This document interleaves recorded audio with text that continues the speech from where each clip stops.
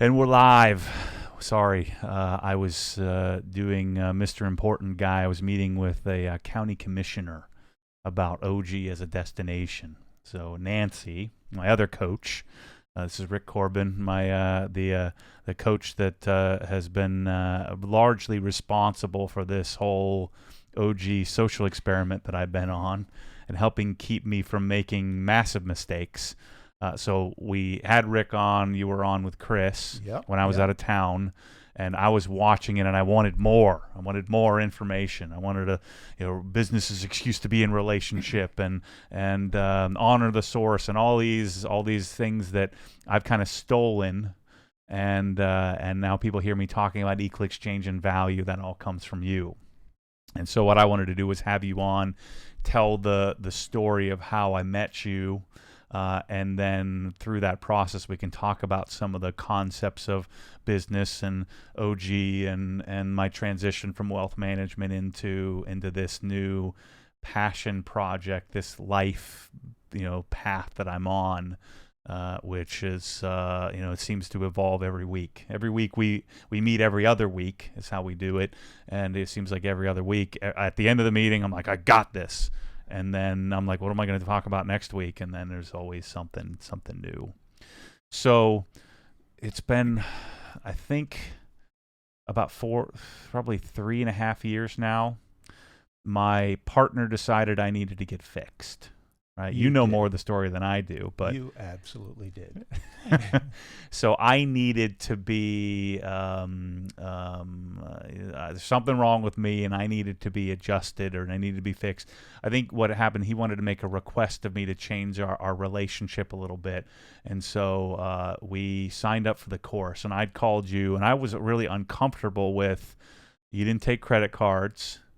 And I was like, well, I'm going to send this guy a bunch of money to sign up for the course, and I don't know who this guy is.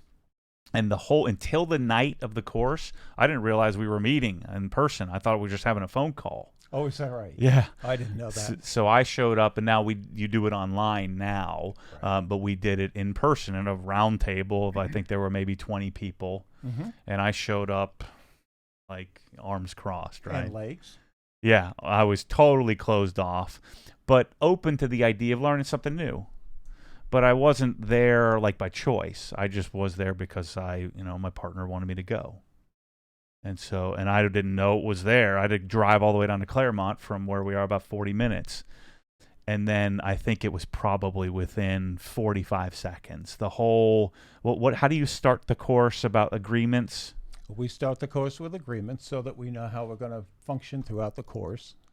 And when you see people agreeing to make those agreements, then in your case, you got a kick out of it because I was making agreements with the other partners. And he's like, couldn't do it. Like, all you had to say was, I agree, or what is it you have to Just yes. Yeah, and he said, yeah. Yeah. And then he immediately was out from that point on. No, he wasn't out, but the focus gets changed for you, knowing that you were there to get fixed when you didn't need fixing. Right. And he was there to support you in that. Yeah. It wasn't like a bad thing. It was more like he wanted to support you in something that he had a agenda about. Sure. And as you go through this process, what they don't realize is we don't fix things or people. Yeah, you guys don't do anything. Really. I mean, no, we create a conversation for you to operate the way you're committed to operating. And however that is, that's fine with us. We don't care. Yeah. So we're sitting in a room, in a round table, and you have a curriculum. Yeah. And I am just enthralled. Like, I'm just eating it up. And I think people probably get the sense that are watching this. I'm not when I buy into something, I buy into it, but I've been to probably 9 different detailing trainings. But I show up open to suggestion. I show up, I try to show up without my opinion. You're like this is how I do it, because who knows, it might transform my idea. And then I leave, but I leave brainwashed, Gotcha. if you will. Yep. And so I showed up for the course, and the way you've designed it, it's like impossible to be brainwashed. It's just concepts, and what I think I really did well with, because I struggle with the relationship part of the business part, the math and the science and the product and all of that just makes perfect sense to me, but the whole human element is where I struggle, and I think that's why I ate it up so much. Was we spend most of our time in the original course what's the opening line? Business is an excuse to be in a relationship, right? Exactly. Yeah. So tell people the whole thing. The whole thing you talk about, a building and people and Well, I assert that what if there is no such thing as business as a reality? What if it doesn't really exist? Like you wake up every morning and you think you're going to business, but you're not. So if you take the largest building that you know of, wherever you live, and you dump all the people out of that building, what do you have? Do you have business, or do you have a bunch of computers, desks, chairs, walls? That's all there is. And that's not business. So if you dump all those people back into that building, now you have business. So maybe business is nothing more than something we made up as an excuse to be in relationship with one another. Maybe that's all it is. It's just something we made up as an excuse to be in relationship with one another, which is really kind of cool. So I've gone to boardrooms where all the competition's pictures are at the top of the ceiling on the wall, and people throw darts at them. So whoever they would be that would conduct themselves in that way, they have competition. So they're either going to be a conqueror or a victim. Mm-hmm. They're not just going to be in business. And when you're in business and you have an industry of other people that are in the same business, that's really a cool thing, because that leverages your ability to do business. Mm-hmm. All that you have to do is do what you say you're going to do when you say you're going to do it, and within budget. Mm-hmm. And life is good. Stay on the mic here. Excuse me. We're real official here. So this was another real big concept for me. When I showed up in my $2,000 Tom James suit, and I was impressed. And my tie, and you talk about being casual, or versus some other caricature that you've created of yourself that everybody knows is bullcrap. What remind me of what that concept was like, because now clearly I'm living the casual version of me, which is really just me, right? Well, casual isn't about how you're dressing. Casual is about your intentionality to things. Okay. So if you are intentional about whatever it is that you're doing and committed to achieving, or the result you're committed to having, that's your intentionality. When you're casual, you'll be a casualty about that of which you're casual, because there's a consequence to that. And when you're going to be casual, frankly, you probably shouldn't even be doing it in the first place. Mm-hmm. But there's a lack of commitment to it. It's if I feel like it, if I want to, I don't like to, that kind of thing. So even if I'm wearing shorts and a t-shirt, and if I'm being irresponsible, so I'm a little confused on the topic of, again, I think we think about it as what we're dressed in, not what we're actually applying. Mm. When you come to the party, it's like a doctor. I'm going to give you an example. This is a true example, by the way. Mm-hmm. My wife was intending to have back surgery, so our neighbor referred a doctor to us. So we go to the doctor for a confrontation, or what do you call that? Consultation. Yeah. And so we're sitting there in front of his desk. He's got this huge Coke or something that he's sipping on. Mm-hmm. And he says, it's not the 5 kids I have why I do what I do. It's that I'm so committed to what I do. And then he went to pick up the whatever was in there, and it went like this. And he drank it. And then he put his hand down. Now he's the surgeon. Think about it. Mm-hmm. When you're sitting there and he's demonstrating something that is completely opposite of what he says he's committed to, then it's an obvious it doesn't add up. So he could have the fanciest suit and the most prepared looking staff and the whole show. Yeah. But you're analyzing him as a human right there in that moment. Well, I'm going to analyze him like he's either going to make it or break it. And in this case, yeah. And in business, what some people don't realize when they're just putting on the show, they don't realize that the person or people that they're putting on the show to know it's a show. That persona doesn't work. If they're not being authentic, it's just not going to work. So the deal is just be yourself, be authentic. And from there, everybody will line up with you. The moment that you become this persona, the secret isn't that they don't know who you really are. The secret is you don't know they know who you really are. Like I showed up in my fancy suit, in my fancy Wall Street firm, with a watch that I didn't even like wearing, and I found that the times that I related most with people is when I just told them the deal. And it's not bad that you showed up in the suit with the fancy shoes and the whole deal. If that is who you are, then that is what you want to do. But if that's not who you are and you're doing it because you're expected to do it because of whatever reason, that's not the reason to do it. People aren't buying that. Whatever they're buying, whatever the product or service is that you have, they're looking to be served. You know, if they have a need and you have a solution, then you're a resource. If you're going to be a resource to everything and everyone under any conditions, then you're really not. So I showed up at the course. I took the course the first time, and it was an inopportune time to take it. By the way, everything that I've ever done in my life, whether it's been any of those diplomas on the wall outside of Villanova, which was, went to college because you're supposed to go to college, but every single thing I've ever done, every time I've hired you, I felt like I didn't have the money to do it, or it wasn't the right time, or I was having this strong sense of I'll do it when I'm ready. I'll do it next week. I'll do it. And I do this with eating all the time. And my diet is next week is day one. I'm starting over. And so when I took the course, it just, my brain exploded, but I didn't absorb it all. And so one of the things that you do is you offer up you to come back as a course coach. Yes. What's the concept? Why do you do that? Because I'm taking the same course again.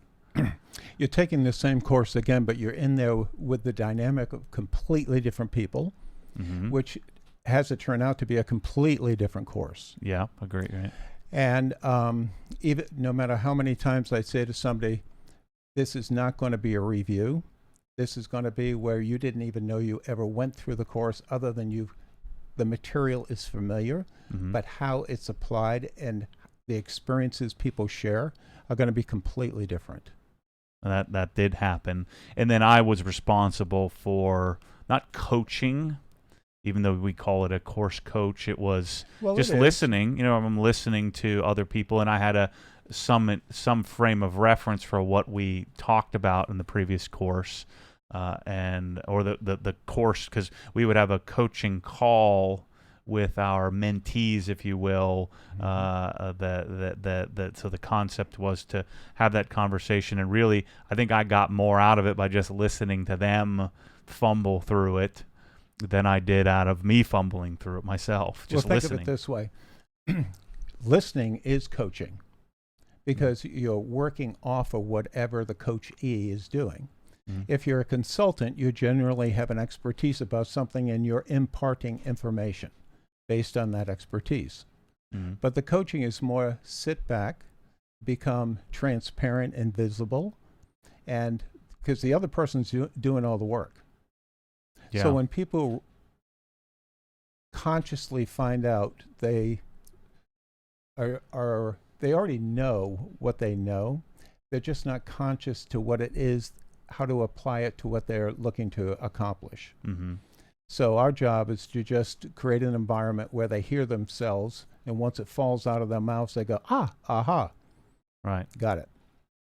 So after the second... And that's what happened to you. Yeah. Even in the first session, just a few minutes into it, you went from having your arms and legs folded to laughing and laying back like you're in bed. And, from our standpoint, we're looking for, how you're responding to things. And you're giggling, especially when I was working with your other partners. Yeah. But you were giggling through the whole thing. Well, I know that you're not intimidated, you're not freaked out, you're not confronted, you're just having fun. And that's the whole point. Wherever you are, whatever you're doing, have some fun. Yeah. This is not significant stuff, right? It's a course. And I have a short attention span generally. There's been a couple of courses that I've taken in my life where, like, from wire to wire, like, time doesn't exist, and I looked forward to showing up to each session, and a lot of it was, again, it wasn't so much the curriculum as the people. And I really enjoyed watching, the people that are interesting most to me. You have these different, ways of being. Mm-hmm. So positional people always crack me up the most because I don't have a positional bone in my body. And so those type of people, and they just crack me up because you work them over. I don't work them over. From my perspective, you're working them over. It's funny to watch. Well, think about it. Anybody that's different than us, they're either going to upset us and we're going to react to it, or we're going to enjoy it and just laugh. Right. Okay. And we have so much in common with one another, but we don't interact enough to figure that out.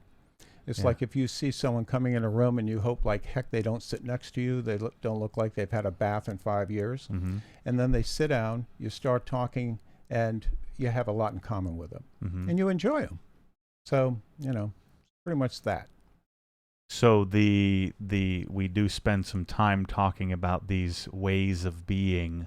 How do we use those to navigate? Because I can see it very clearly in the YouTube comments, and the better I get at recognizing, I have a strong sense of, you told me this often, I have a strong sense of saying what I want to say, not saying what people need to hear. Yeah. So you can say the same thing, just say it in a fashion where it's not the way that I want to say it, it's the way that people need to hear it. And so I can see when I didn't say that properly, like even in the comments, and I can see the different ways of being these types of people. And sometimes I can recognize how to respond to them to disarm them. Other times I'll recognize when I want to poke the bear a little bit, and then sometimes I can't see it at all, and it angers me, usually because it's partly true, something they're saying about me or something I'm not settled on. So how do we manage different types of people? What's your recommendation there? Well, you've heard the term know thyself. Mm-hmm. Okay. Until you know what's going on with you, why you do or don't do what it is you should do or you just don't want to do, then you don't understand other people. And it's going to impair you in relating to them. Once you understand why it is you do what you do, or you like what you like, or you don't like what you don't like, then you can understand why everyone else around you is doing the same thing and how they impact you. So whatever your style is, like in your case, you like really pristine everything. Mm-hmm. OCD, Functionally excellent is what we call it, Rick. Yeah. Okay, thank you very much. The pursuit of functional excellence. So it's the type of car you buy, how you spend your money, where you live, the community you live in, the house that you live in, the style of the house you live in, how the kitchen's arranged, how the garage is arranged, how everything is. Whether you like a pool, whether you don't like a pool, whether you save money or whether you're a spendthrift. All of that is going to be based on your style. We call it like a personal criteria, like whatever that criteria is for you. Mm-hmm. Once you understand yours, then you can see the differences between yours and other people and why they're operating like they're operating. Mm-hmm. So some people like to look good. Well, if they like to look good, they're going to buy things that look good. Mm-hmm. They're going to live where it looks good. They're going to have their kids dressed so they look good. Their hair is going to look good. Some people are more safe conscious, mm-hmm. and they want to be safe. That doesn't mean weak. It just means safe. So they're probably be adverse to anything that's going to have a risk in it, a major risk. Like if it's an old boat versus a, looks like a sound boat. I had a classic example. A guy made a comment on YouTube when I bought this new M5, and he said, that doesn't make any sense. The Tesla's safer, air quality's cleaner, this crash, all these sightings. And it was like, that guy's a safe guy. I bet you he saves every dime he can. And so I can start to recognize some are very obvious and some are not. That's true. I have a fellow that I walk with every morning, and he was a policeman, and he's retired. Now, the reason he's a policeman, he wants to know all the rules. If he knows all the rules, he can navigate the rules. He knows where he can circumvent the rules, but he'll never get in trouble with the rules. Yeah. And so there's a certain safety in that, right? When you know all the rules, who can get you? And when you have authority about those rules, now you're an expert. You can be right about those rules. And he's very frugal. So you can see that it applies in a lot of different, it's very safe when you know all the rules. You know where you can circumvent them, where you can't circumvent them. Financially, if you have the money, you're safe. So we live our life like that. So this is where things can go awry, and this is another concept of yours in that I don't like the rule follower, so I develop a judgment around his stupid rule following. Exactly. Or he develops an opinion around me and that I don't follow the rules, so I'm a lesser person. You're and not then a lesser person. You're more of a, you don't think through it. He would think that. He'd say that you're too quick to jump to things, impulsive. You don't analyze anything. Yeah. You're just completely impulsive. And so I get the sense, like from my first day of arms crossed sitting in the course to 3.5 years later, I feel like I've evolved immensely. But would you say this is a lifelong learning process of learning yourself? Because when I show up to that course, I knew I was INTJ. That's what Myers-Briggs told me I was. I know exactly who I am. I have to know all the answers before I act. I'm very self-aware. Today, I have no idea who I am. and you're okay with that. And I feel way better about it. Yeah. I've even taken the test where I scored ISTJ, and I'm like, that's not right. I have no idea what's going on here. So what's the secret to learning and evolving and navigating with that? I'm always regurgitating your thing is don't have a judgment, assessment, or an opinion. And so if that example, the gentleman who's a rule follower, if he can learn to accept that he's a rule follower and that maybe other people aren't, and you just kind of, okay, cool. He enjoys the rules, but he understands people that don't follow it to that degree. Like I'm not necessarily a rule follower, and here I walk with him. So I'm just like poking him the whole morning we're walking. And he likes it because I'm acknowledging his rules. Yeah. Okay. Even though I don't like rules. Right. And he'll have an antenna in his attic that he watches TV while I'll have, direct TV or cable. Because he's worried about who's watching, who knows what he's watching. Well, he doesn't want to spend the money. Oh, okay. Yeah. So he's really frugal, where I wouldn't be like that. But he can appreciate the differences because I honor his differences. So is that empathy? It's respect. And just being, open to everybody's doing their own thing. We're doing it the best we know how. And sometimes we screw up and sometimes we make it, and have a win. So, and you've coached me on this a lot because I have a tendency to want to be right. I don't, and so sometimes I'm blind to why I'm triggered or why I'm developing a judgment around something that somebody says.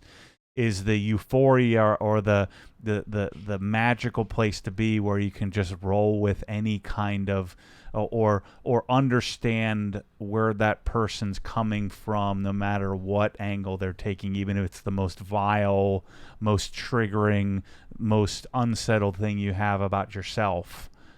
Is the ultimate place to be where you empathize, you understand, you respect what they're saying, and you can, I guess the goal would be to get to the point where it doesn't trigger you or doesn't. The only reason it would trigger you is you're not sure of yourself. Yeah. Once you're very sure of yourself, it's kind of like your equator. And then from there, you can measure ups and downs, what you agree with, what you disagree with, how you'd go with it, how you wouldn't go with it. But you have the ability to evaluate it objectively instead of have to react to it. Most of our lives as human beings, it's just like business is nothing more than a bunch of human beings doing business. It's not the tangible things, it's the intangible, like how we interact with one another, how we understand each other, how we understand ourselves, whether we're comfortable in our own skin. And if I had to sum it up, I'd say if you're comfortable in your own skin, you can be comfortable with anybody. But it's when we have our insecurities that we, are acting like we don't have, and then they're going to be triggered by every single person around you. And it's,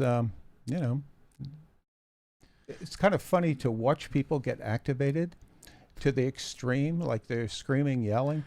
I was in the pharmacy, and a neighbor was in there with her husband, and the husband was standing back, and the woman was just tearing up the pharmacist like you can't believe, because she just felt like her pills needed to be right there, right then. I don't care if they're, controlled by the government. I don't care about showing my license, all that kind of stuff.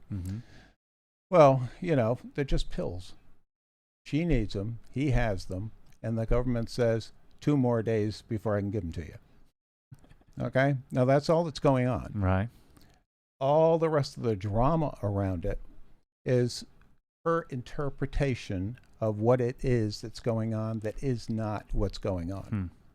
So our interpretation amplifies things. So I get that often because people who interpret, because I'm so public with my life and this whole YouTube experiment, and so people will have an interpretation, and it's funny, the ones that get me are the ones that I'm uncertain about. Like, man, you're not spending any time with your kids, they're going to grow up to be delinquents. I'm like, oh shoot, screw you, because you're wrong, you don't know what you're talking about. Where the reason why I'm blind to that trigger is that I'm not certain I'm doing it right. You got it right there. So every time that you feel this emotion or steam coming up, or you're going to explode, then just realize there's something they're tapping into that you haven't addressed or you haven't found comfort in yet. It's just incomplete yet. That should just be the cue to, okay, let's think about that one for a little while. Yeah, I'm not good at that. Yeah, you are good at that, actually. Really? Yeah. It doesn't feel like it. Look, everybody gets upset. Everybody gets reactive. But how you address it, acting it out or not acting it out, that's where the rubber hits the road. So we all have our human stuff. We're wired to be human. Yeah. That has nothing to do with a Matt or a Rick or anybody else. There's no name to it. It's just human condition. We don't have anything to say about it any more than we're born and we're going to die. So it's how you manage it. It isn't what you're challenged with throughout life. It's how you manage those challenges that are going to define whether you're going to be very effective or not effective, whether you're going to be respected or not respected, whether you'll make money or not. Because nobody's going to follow somebody that turns out to be a mad person. I don't People think. can sniff it out usually, Well, they'll do more than sniff, and they'll do their best to trigger it. Yeah. If somebody says, well, the package came and the tape was on crooked, now that would drive you nuts. Yeah. For a lot of people, it would be, did the package come? Yeah. You're lucky. So with you, the package not only has to show up, it has to show up and it has to be pristine before they take a razor blade to it and just tear the heck out of it. But you don't even think about they're going to tear it all up anyway. Yeah. They're going to see it. And this is... I hate the boxes we have and the tape we have. I always want it to be better. I like your tape. Yeah. It's different. Yeah, I want it to be better, always better. Okay. But that's part of the fun of it. So a place for me that I continue to feel like I'm evolving toward is that when you first met me, I always lived in the destination. I lived 40 years down the road. And I'm stressed out about that destination I'm living in, that I'd get the car of my dreams, and I was already on to the next car by the time I got this car, and life was just going by. And so I've gotten better in saying, man, I can envision where our box is in our tape. This is a very crude example, but I can envision what that's going to be like, but enjoy what I have now. I'm like, well, what I have now is pretty cool for a company of the size we are and where we are and how quickly this has happened. I have a vision for what it's going to be, but if I got there today, then what am I going to do tomorrow? Exactly. And by the way, that tape that's on the box, probably the only way you can make it better is that everybody you send it to, it would be their face on the tape. Yeah. Right? Yeah, I guess. Something like that, yeah. Yeah. So I took the course the second time, which was it was a very inopportune time when we took it. That was around the time we were making a transition from one firm to the next. And I'm like, I shouldn't take the course. This is just going to be a bad time to take it. And it turned out it was the greatest time to take it because it helped settle me on the transition, and what we're doing. And then another time, we had made the decision to hire you as a personal coach, as a group. And some might look at this negatively, but within 5 weeks, we weren't partners anymore. That's right. And that wasn't that. I think what happened was through the coaching. I mean, what was your experience of why a partnership would dissolve? Forget our partnership, but just partnerships, an example. In general, it got called on the table, the stuff that people ignore when they're setting up the relationship in the beginning. Whether you have a partnership 2, 3, or 5, you're individuals. You all have your individual agendas, needs, wants, all of that. When you come together, you have to give up a lot of that just to get along and, move things forward. When it's not a partnership that should be in place, because it just doesn't make any sense. There's the reason you're in it is not the right reason. Then your personal commitments will not be lined up. What we did really is have everybody be authentic about what they liked, disliked, what worked for them, what didn't work for them in that partnership. And as you talk it through, you realize this isn't really working for me. It was a means to the end. It was what we had available at the time, so it was a good decision at that time. But now we've grown, we're more mature, we're more seasoned, and it's not a match now. And when it's not a match, it's not that it failed, it's just that it matured to the point that you go your own ways. Even if you didn't, even if you were not young like you guys were, if you were older and one of you were a little bit older and were ready for retirement, that would have created the same kind of circumstance. Because, when you're 30, you're thinking about one thing and you're driving yourself to that. When you're 40 and 50, you start evolving into, slowing it down, enjoying your family, going to the Little League games, all of that. Then when you are getting into your 60s, now you're either looking at a succession plan or you're looking to, how do I transition out of this? And so you change. You have different priorities. Sure. And your priorities and whoever else at whatever age they are, they may be not in line. So what you're saying is you need to be willing to, it's not the end of the world when things change and evolve and you make transitions. It's not like something failed or something's wrong. Right. Somebody's right or somebody's wrong. It's just, this is the way it is. Yeah. The only time that I've found that it gets right and wrong is when people are attempting to hold on to it like it was when it started. And that's like freezing, it's like a snapshot versus looking at a video. Yeah. And the snapshot just stays the same. The video evolves. And that's one of the things I think I'm really good at is I always want to evolve. I always want to change. I always want to adapt. I always want to learn. I always want to chase. And so I wanted to chase, and I was much younger. And so it made sense for me to go and build Obsessed Wealth on my own. Well, think of it this way. When I met you, you were happy just doing things alone after, you went on your own. And you would never have thought of, well, you thought, but you weren't embracing hiring people. Yeah. And so we had the conversation. It'll just come naturally as you evolve and then things start moving. You'll look for someone to assist you in this, assist you in that, and now look what you have. So I had, at the time, I had, I built what my vision was Obsessed Wealth and Obsessed Garage. And one of the things you told me was that at one point, one of your choices might become such an inconvenience that you'll make a choice. It'll just happen. I was like, get out of here, Rick.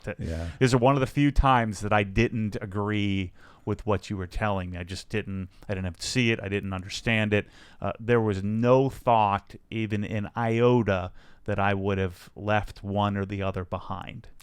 Right. I was so enthralled in the idea of how do I connect it? How do I make videos about wax and have people see that I'm really good at my job? Because I didn't think I had a job. I thought I had two independent, separate businesses. And most people do. And so you told me, at some point, something will become an inconvenience. A distraction. There you go. Yeah, a distraction. Mm-hmm. And to me, Obsessed Garage was the distraction. At that time? Yeah. Yep.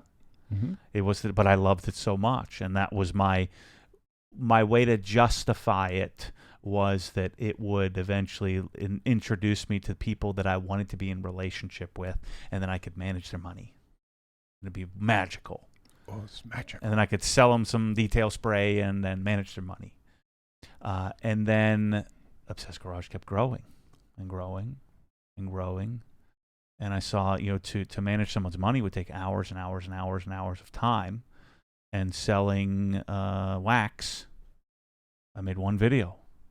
I was like, holy crap. And then I would sell like hundreds of thousands of dollars of wax.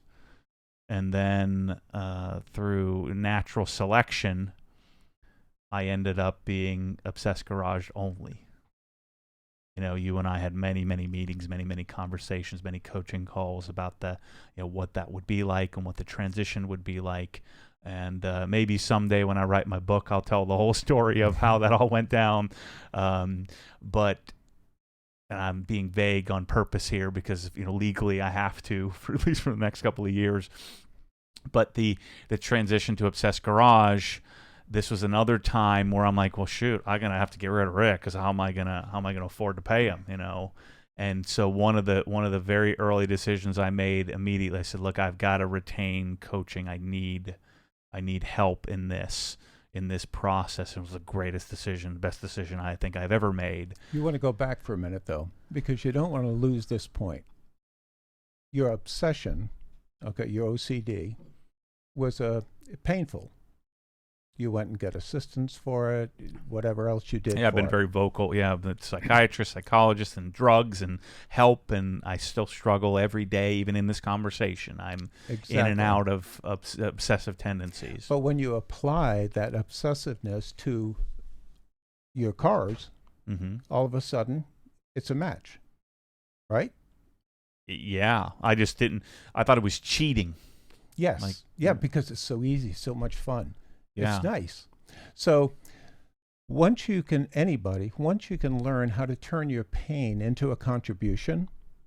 So when you turned your pain into how you applied it and then shared it with other people who have pain of some kind. It may not be the same pain, but there's some kind of pain for all human beings. You turned it into a contribution, which allowed you to have it support your lifestyle. So when you can turn your pain into a contribution and actually have it support your lifestyle, that is like utopia.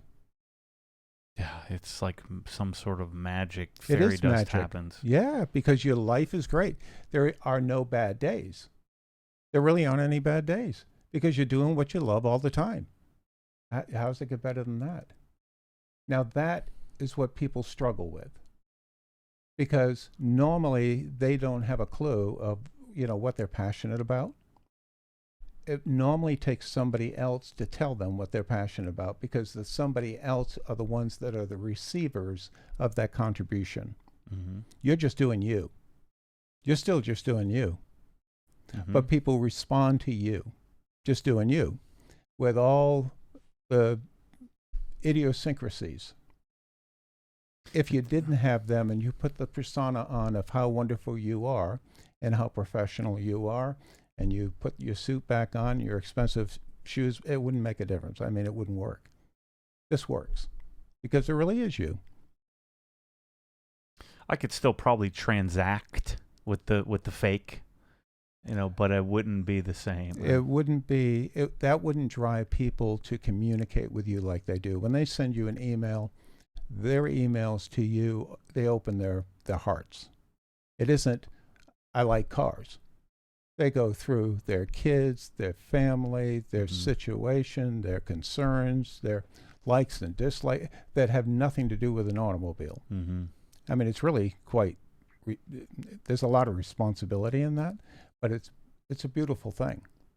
And you get a lot of those, not just some of those. Zillions, yeah. Yeah. And I love it. It's one of my favorite things is to, when that one or two negative comment resonates, then, when I almost invariably, I'll immediately get something in my inbox that's counter to that brings me back to center to say, okay, yeah, this whole permission to be obsessed thing is real. I'm falling on the sword for many of us that are this way, and there's power in that. So, what about the money part of all of this?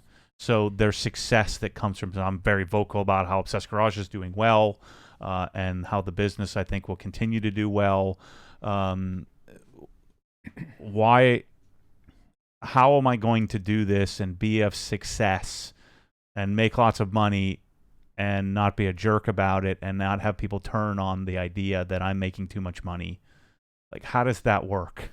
Like, help me out with that. Well, why do you do what you do now? I love it. It's amazing. It's like the coolest thing in the world. But I do it for free. But what part of it is that? What do you mean? Well, what part of it is it that you love?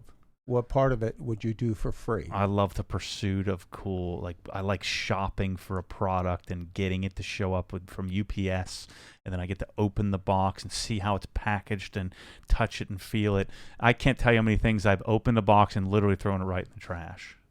And then immediately I'm like actually excited that I get to go back online, shop for the next version of whatever it is I threw in the trash. I pretend like I'm frustrated, but I really am not secretly. And then I take, that's a sunk cost, and I'm on to the next thing, and I've done that my entire life. That is like the happiest place in the world for me. Seems very wasteful to your frugal guy. He probably thinks that's the most ridiculous thing in the world. Or maybe he likes it because he doesn't have to do it. That's my happy place, and I would do that for free. So what was your original question? The question was, how do I not feel bad about being successful in that? No, it was about money, wasn't it? Yeah, I'm going to make a bunch of money because of it, I think. So Yeah, what do I you do? are. What do I do with that? Where was it when you answered the question about why do you do what you do? What are you passionate about? What is it that you love? Where did money come into that conversation? It didn't come into it at all. No. But I can't do it without money. I can't buy the stuff and throw it You did it in away. the beginning without money. Well, that's because I had money from my job. Yeah. Everybody has money from the job. Right.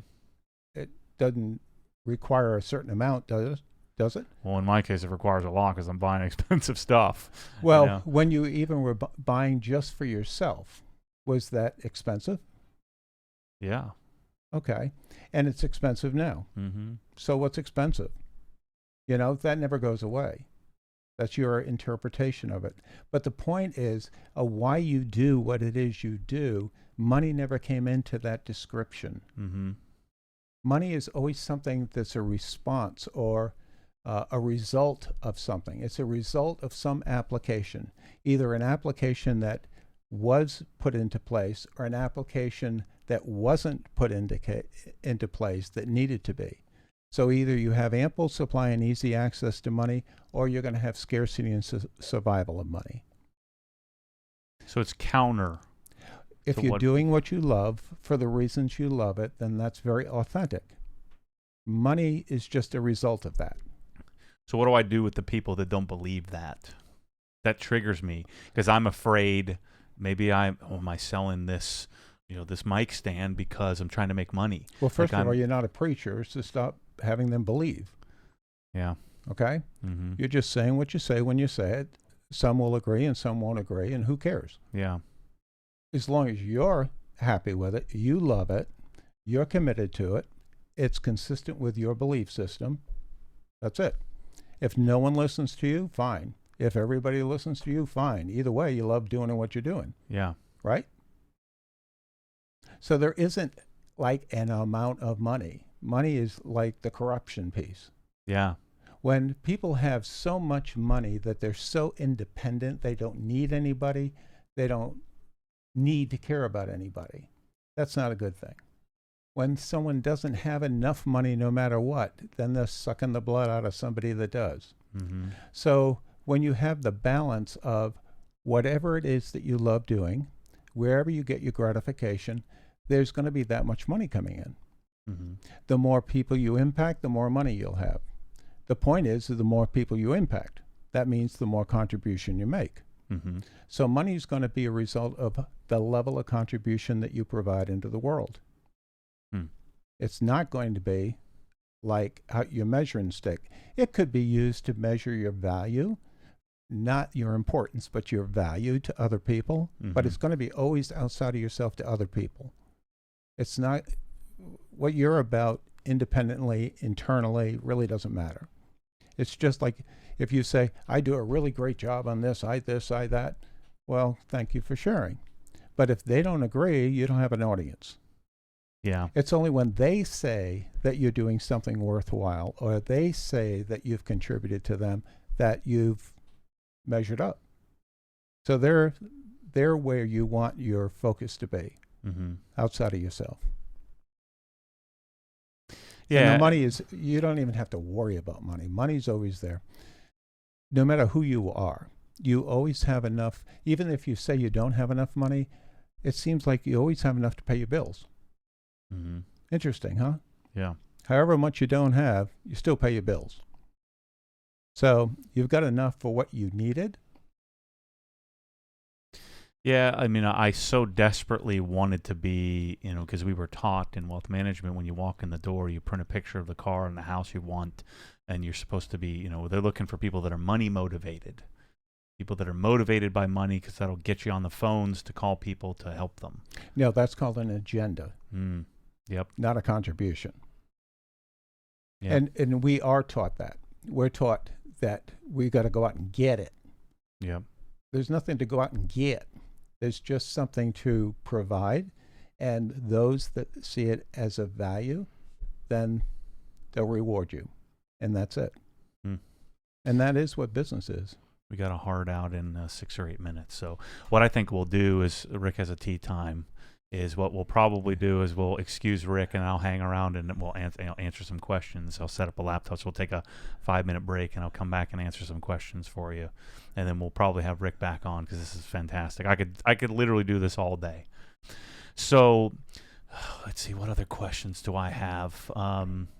So I think a lot of people are probably going to ask, what do you see for, like, people have kind of evolved with me, and you know, I've talked about all different types of things, like, do I take sponsorship money? You know, what is the next facility going to be like? I've showed them. You had me do that exercise where I went and looked at that big property, and people took it out. He's buying it tomorrow because maybe I didn't explain it properly. What do you see from? I just met with a county commissioner today talking about the vision. So I find that the more I tell my story, the more magical stuff happens. So what do I do next from your perspective? What happens here from an Obsessed Garage as a brand, as a business, and me as a human? What do you see? Well, you're in a partnership, right? With you and your audience. Okay. I call it a partnership. Shoot, I thought I wasn't supposed to have partners. That was... Well, this one's easier. Okay. And in the partnership, they're in the partnership for something, you're in the partnership for something. Mm-hmm. For you, it's to be able to express yourself authentically and be able to have a lifestyle doing that, which is great because it has you doing it all the time where you win and win and win. Mm-hmm. For them, it's going to be what is it that they need and want that you can provide that will have you go to the next level, because you're not going to do it without them. Mm-hmm. Right? So they're your catalyst. The audience is the catalyst. They're the ones that you want to listen to. I'm not talking listen to like a voice.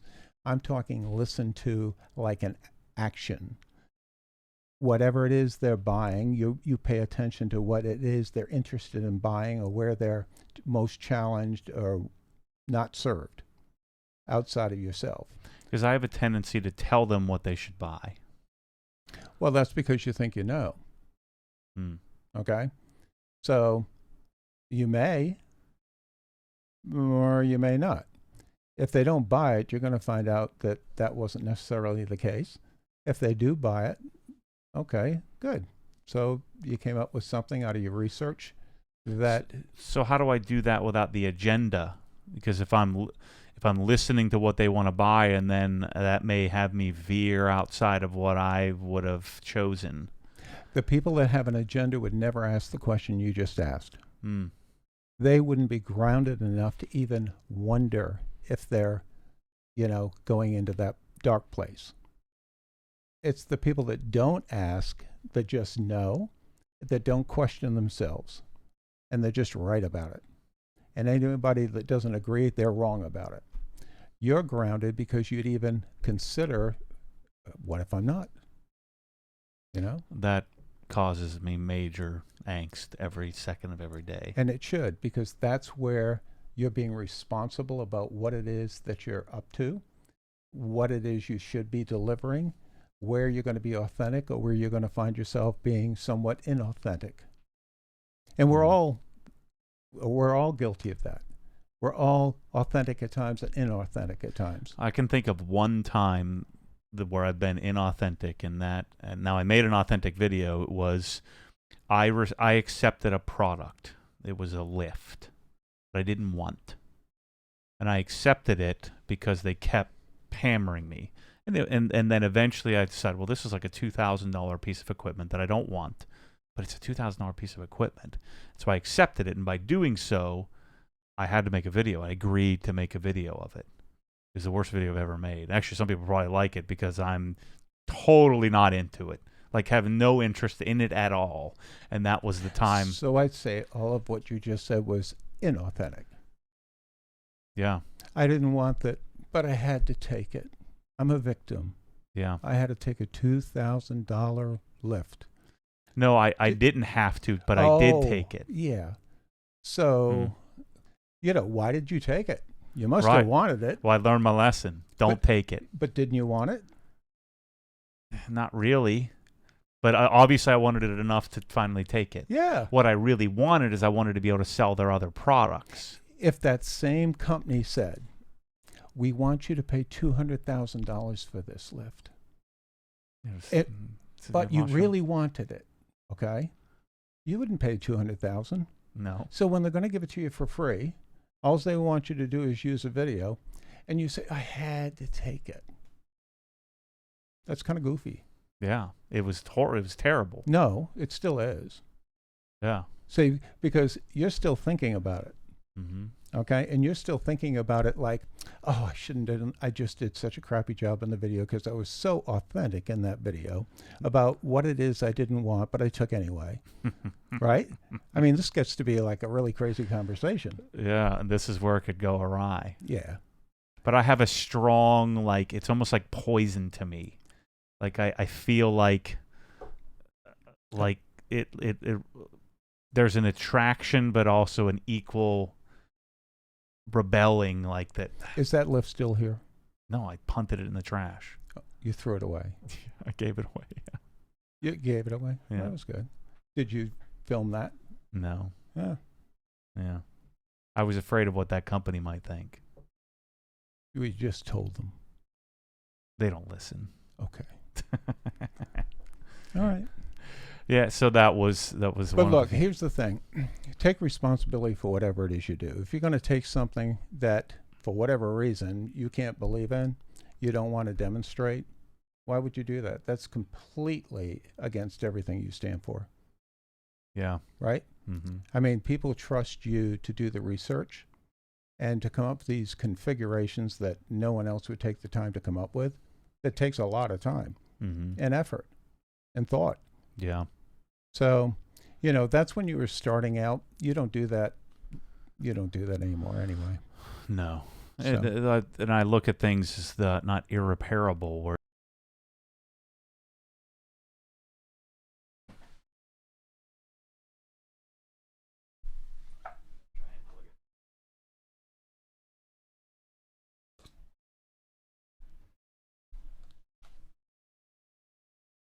should have known you'd have down move.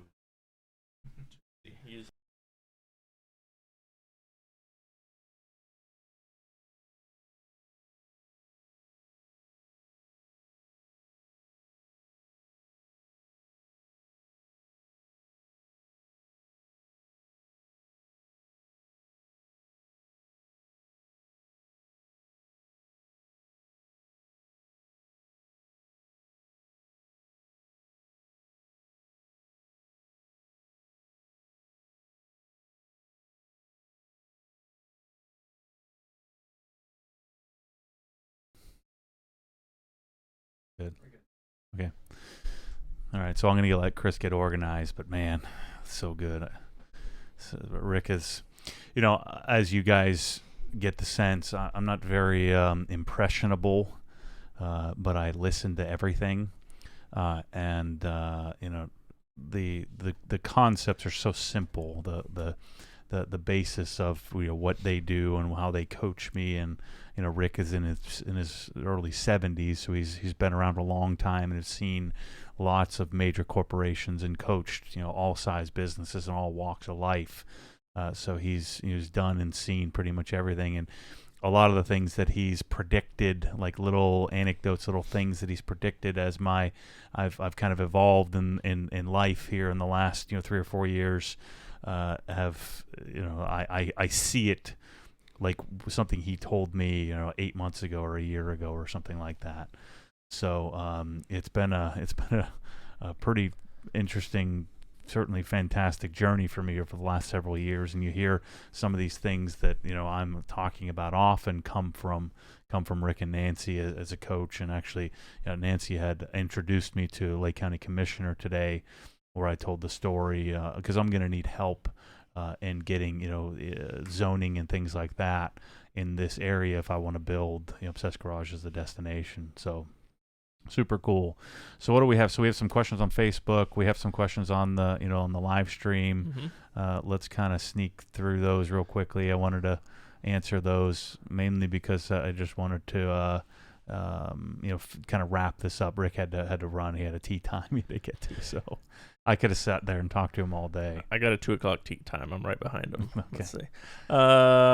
Let's see. Hey, Bryce, have you all seen Adam's new cordless orbital? Do you have any experience with cordless? Yeah, orbital? I'd actually talked to Derek about that. Derek is I guess he's the CEO of Adams. He said that was coming out. I don't know. I'm a big Adams fan. but I'm not super enthused about any of their machines. Well, I don't know. We'll see about their electric tool, but I get the sense that it's going to be to a price point rather than. I don't like things that are built to a price point. I like things that are built to a function. And my guess is it's going to be built and targeted to a price point, so it's probably not going to be to my standard.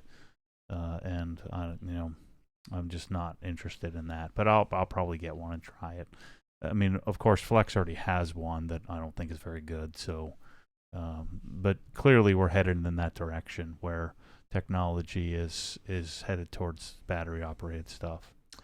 Someone know if Rick drives a Corvette. No, he's got a 4-door Jeep Wrangler. Yeah. Let's see. Just G-Technic CSL and EXO on it. Yeah, and Rex he bought a Karcher from us, and among other things. Yeah. Let's see. There was a question about your water bottle that you have sitting over there. What kind is that? Mir, M-I-I-R. It's something I was considering doing OG logoed. I don't know. Maybe someday we'll do something like that. And it has a top over there. I'll grab the top in a second. I wasn't watching or listening, so I don't know the context of this question, but I'll throw it out there for you.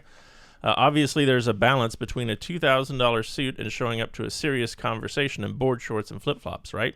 It's not completely irrelevant. So yeah, certainly. We were talking about was your casual self. What I tend to head toward is what you look like. But let's use an example of a car. Let's say you show up in a Camry or you show up in a Lamborghini. You're the same person. It's just you want to be appropriate.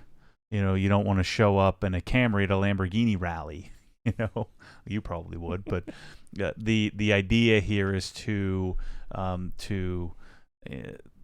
be less concerned about what you think people think you are and be more concerned about being the authentic you. And that can mean that you show up dressed appropriately.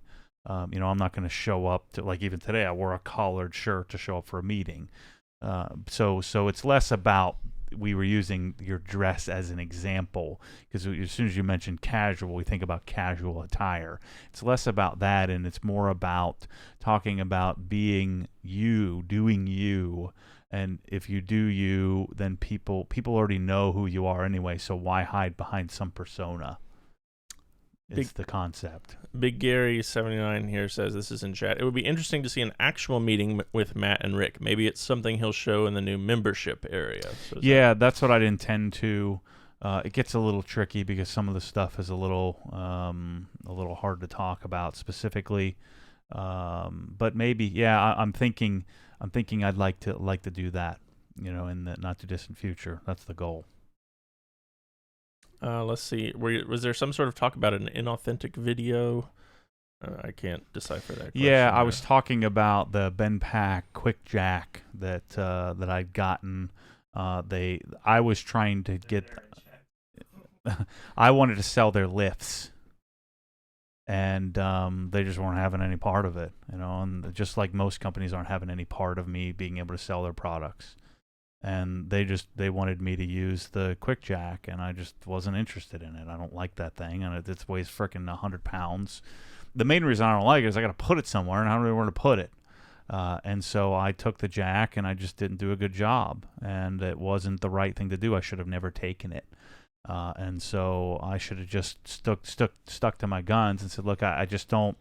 It's not that I don't like the product. It's just that I didn't want it. And whenever I take anything that I didn't want to buy already, it just doesn't work. So I've done that several times. In the very, very beginning, I took some detailing products that I didn't want, and I did some halfway, because I don't like doing reviews. It's just not my thing. And so that was the difficulty I had was I didn't do a good job. I didn't make me look good, didn't make them look good. And so from that point on, I only take stuff that I know that I was going to buy anyway. And even then, most of the time, the stuff that I want, they don't want to give to me. I've got to buy it.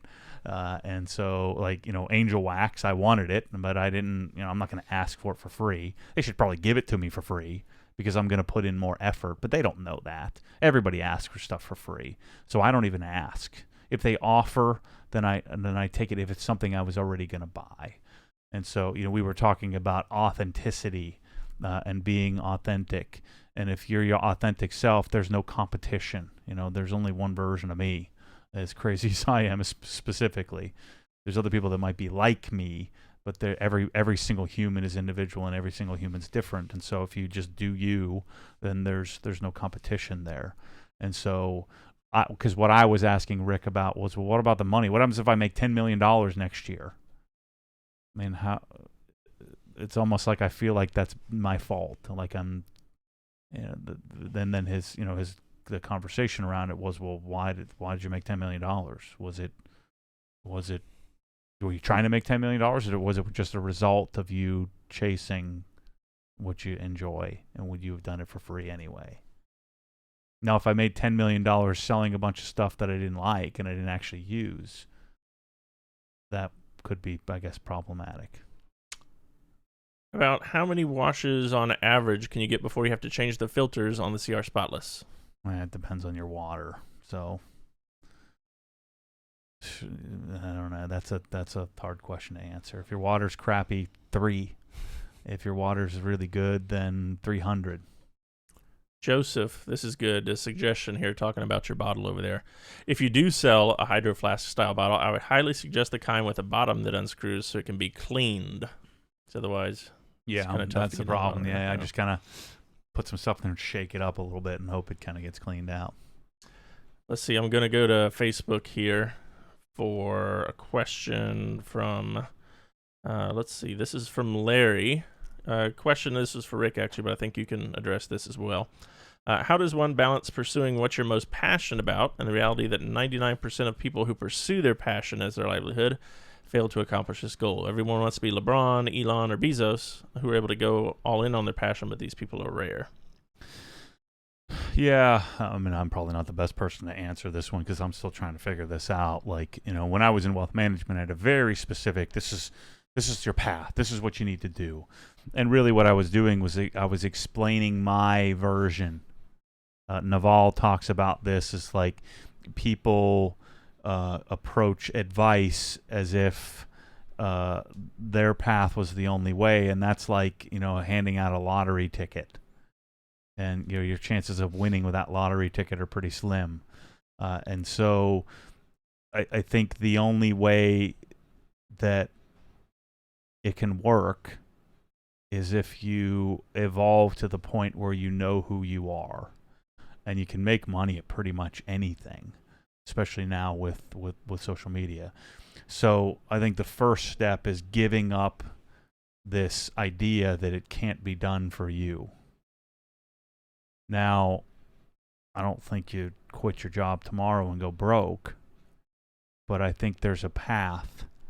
But Larry's right. I mean, the probability of you being open to knowing who you are enough to discover that is pretty slim. So Rick would have been better to provide advice on that, but I don't propose to provide advice on that because I think it's possible for everybody, but I think it's improbable because of the willingness to be open to it.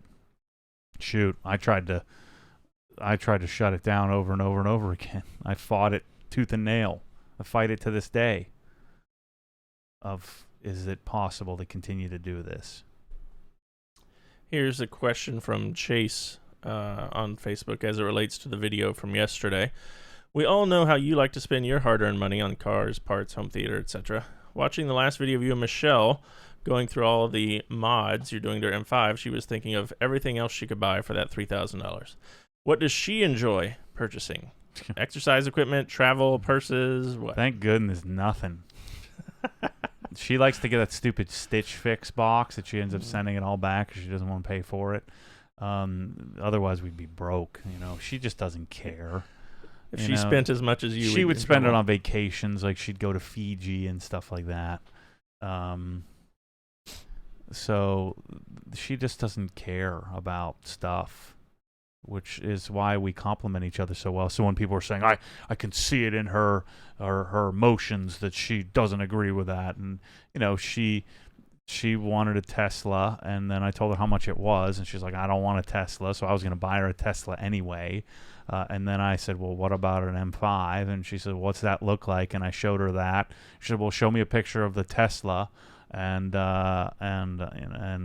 said, oh, yeah, the M5 looks way better.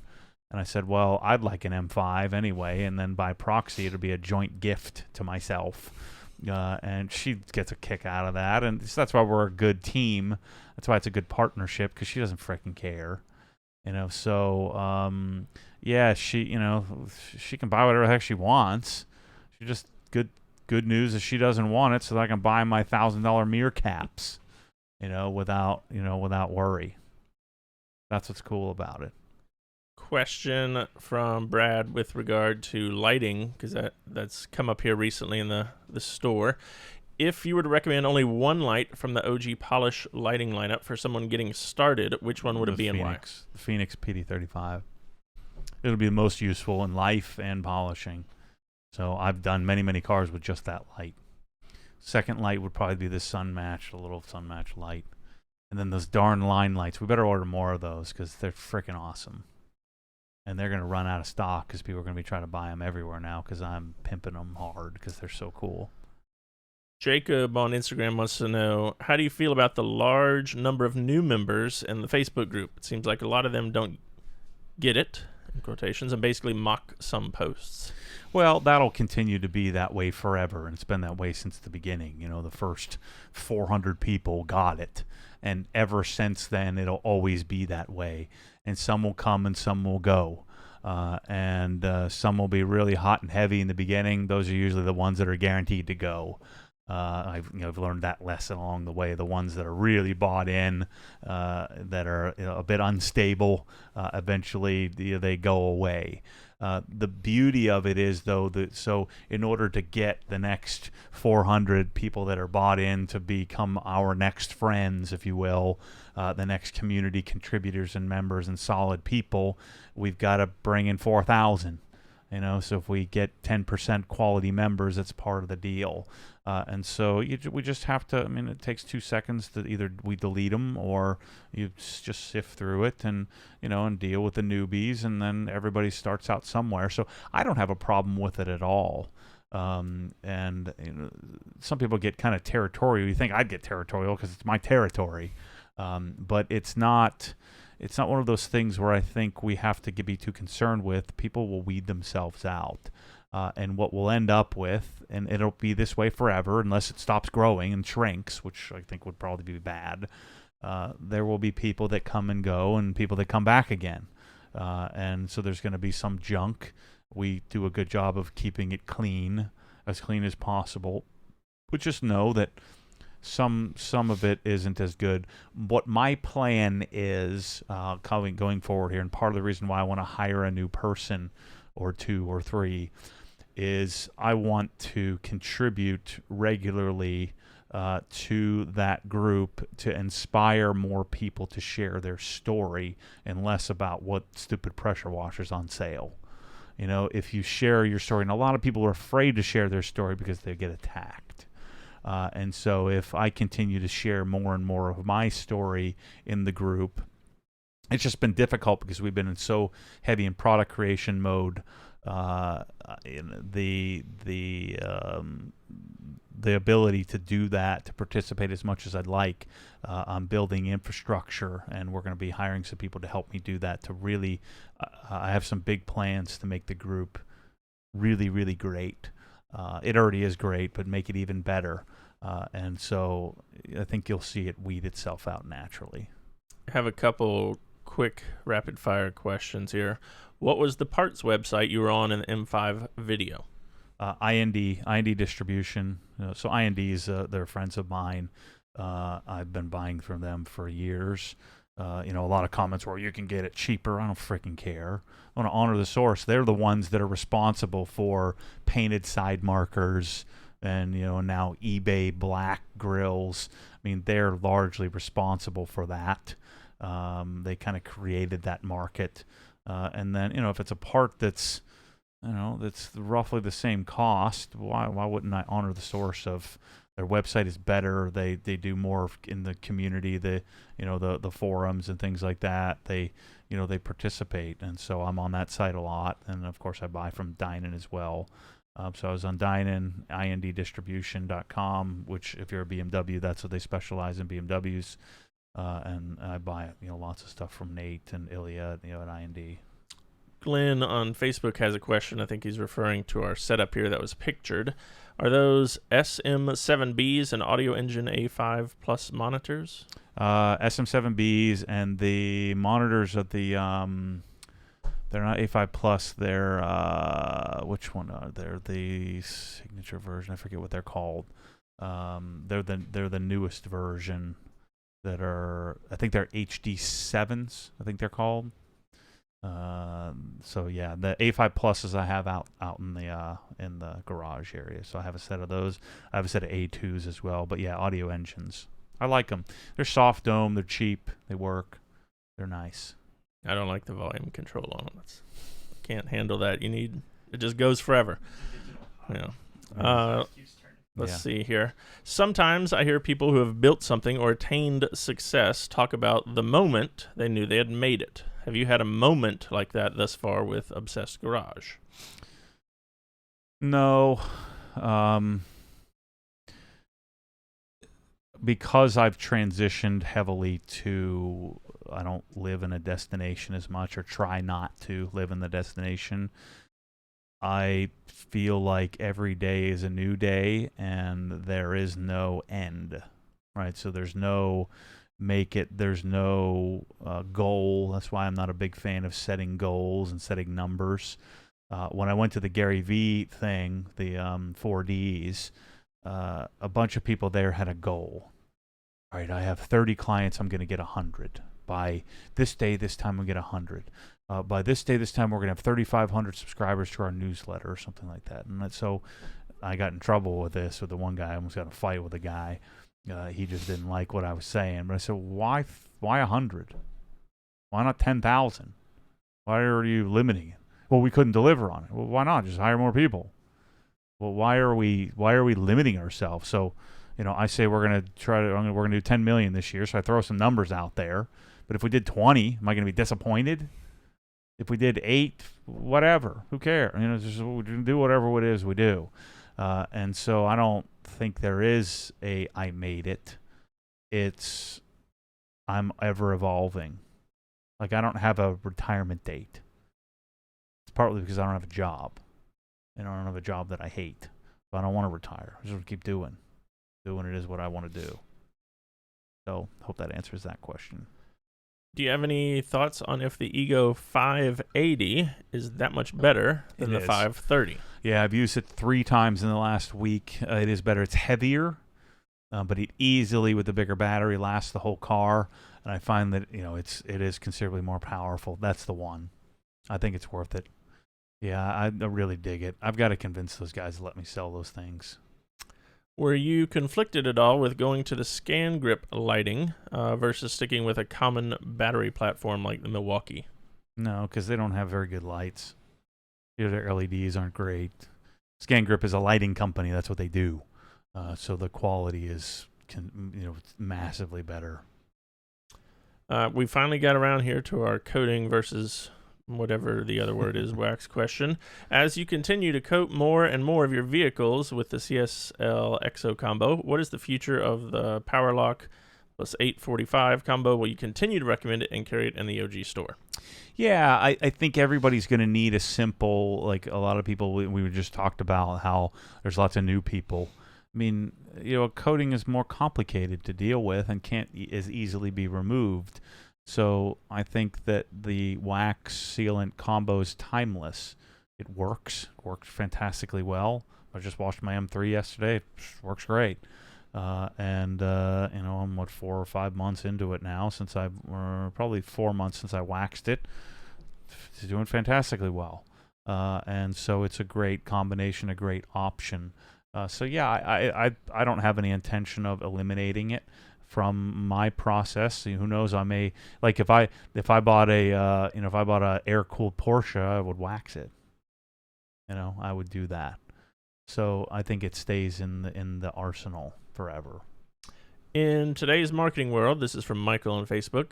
Do you feel a simple style campaign shot with a moderate camera, like maybe an iPhone or entry-level camera, and minimal effort in production is superior to ads that are higher in production value? In other words, do high production quality ads come across as more of a sales pitch than solving a problem? 1000% agree. When I went out to Hollywood and we're shooting this Facebook commercial that they were putting on their ad campaign, and there were 200 and plus people there and big giant 18-wheelers, and they rented a whole neighborhood. I'm like, I could have shot this on my G7X way better by myself and sold more whatever I'm trying to sell by being authentic. So that they had storyboards and a director, an assistant director, and then everybody had an assistant to an assistant. And they had somebody whose entire job was just to put tape on the ground where the camera person stood. The most ridiculous thing ever. They could have shot it on a darn Sony A7 III with one dude, and then had somebody edit it and had it done for, shoot. They probably spent $6 million on this shoot to make that one commercial. Yeah, I mean, and it's very inauthentic.